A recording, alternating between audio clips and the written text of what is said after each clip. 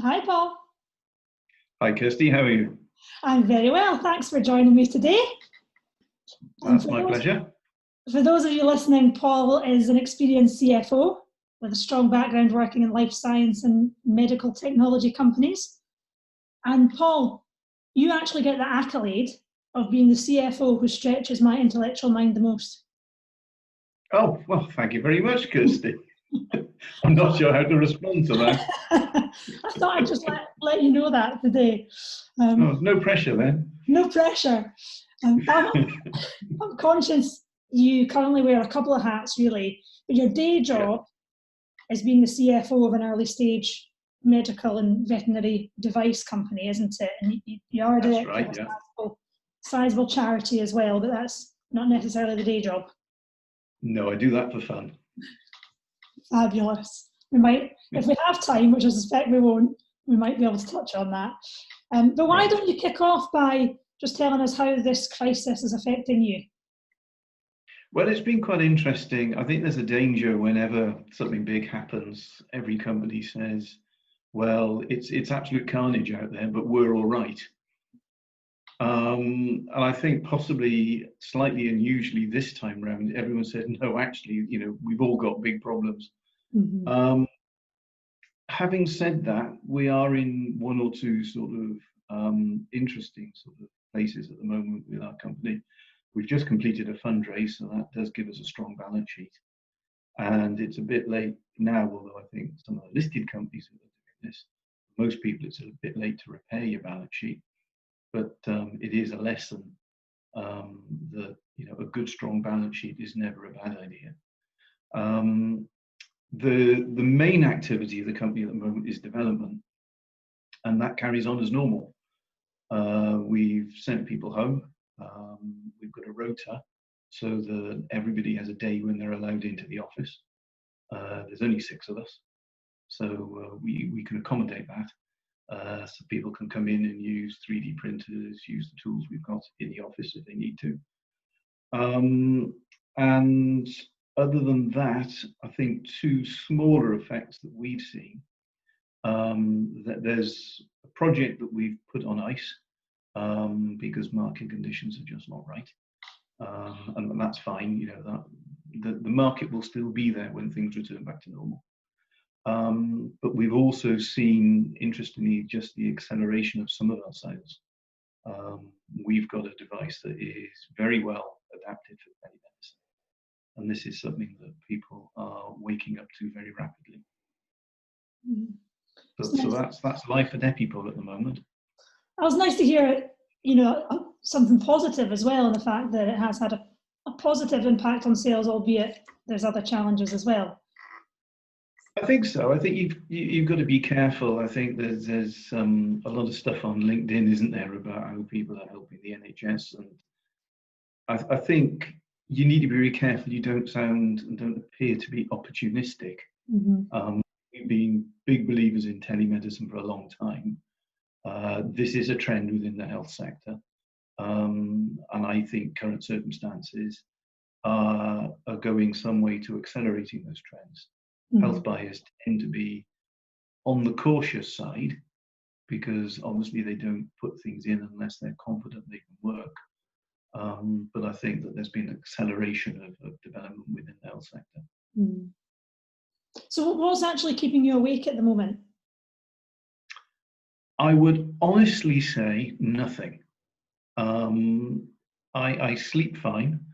There was one thing that did exercise me at the start of all this, and this really does come with my charitable hat on, and the experience there. The business I'm involved with there, it's in the leisure sector, and we lost the vast majority of our turnover overnight as we had to shut our sites.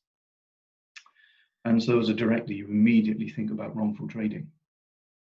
And the business secretary's announcement, I think it was a week past Saturday, that wrongful trading regulations would be suspended, was, I think, a very necessary and important measure. And what would you say, and it's great to hear, by the way, that you're having good sleep in the evenings. Yes. Your glass of wine helps. I bet it does. What's been your biggest learn since this, COVID-19 outbreak hit the UK? I think there've been a few things. I think one of the things that is obvious to me is that we can sometimes, in business we negotiate hard and we can take time to get things right. And in normal circumstances, that's fine. But I think people have just had to react very, very quickly. And I think the change in approach, where people have just made some very, very quick decisions, has been quite interesting to see. It's just all happened so fast, and it's all been so major that you haven't really got time to reflect on how best to make the decision.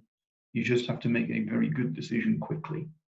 Mm-hmm. Mm-hmm. Do you think that with time then and the ability to reflect further, that's when sort of more learns will come through from this experience for you personally? I think one of the, sorry, Kirsty. Oh, no. I think one of the things coming out of this is that, that there's been quite an interesting collegiate approach.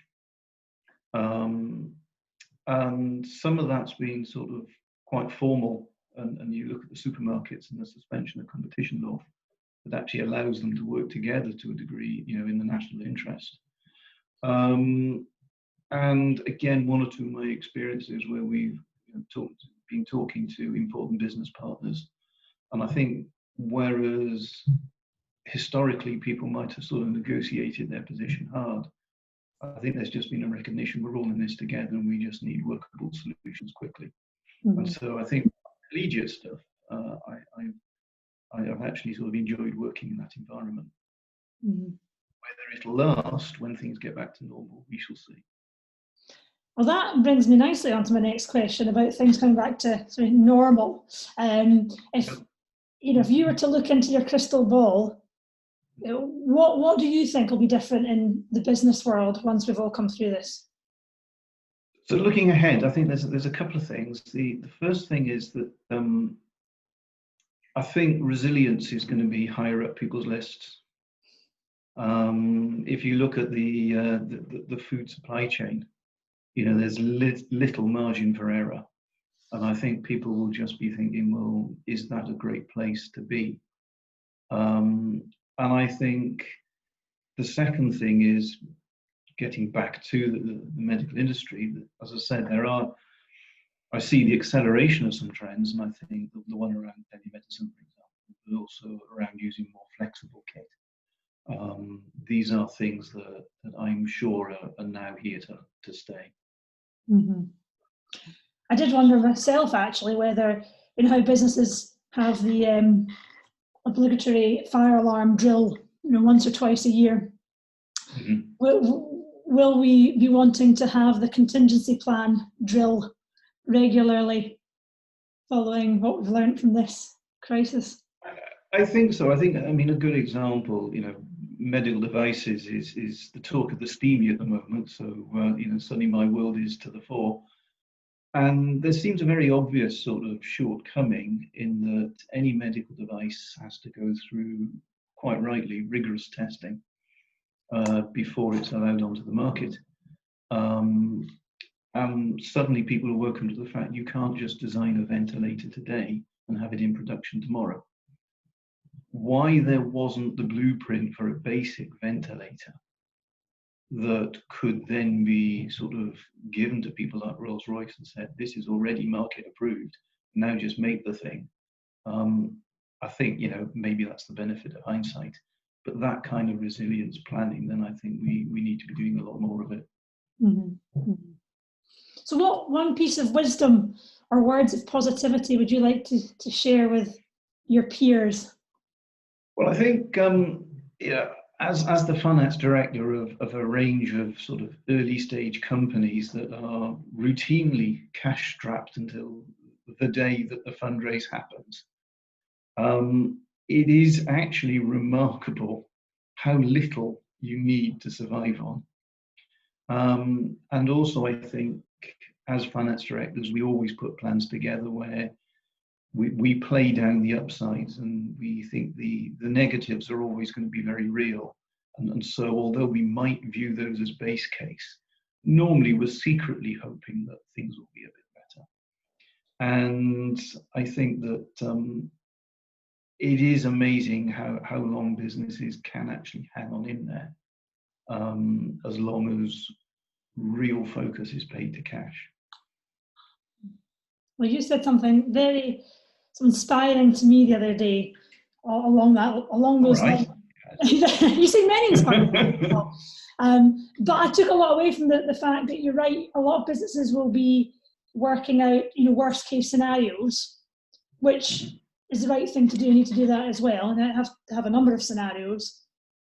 But hopefully, the reality and the chances are that it won't be the absolute worst case. And I think that's right. Yes. Yes, I think. I'm sorry, I lost you there, Kirsty. I was just saying I took a lot of positivity from that.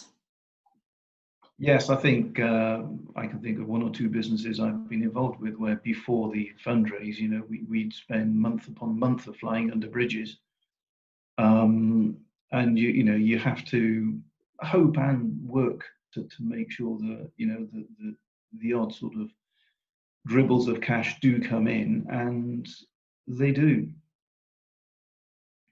Well, that's a brilliant positive note to finish on, I think. Thank you so much for joining me today. No, that's my pleasure, Kirsty. And I'll speak to you soon. Speak soon.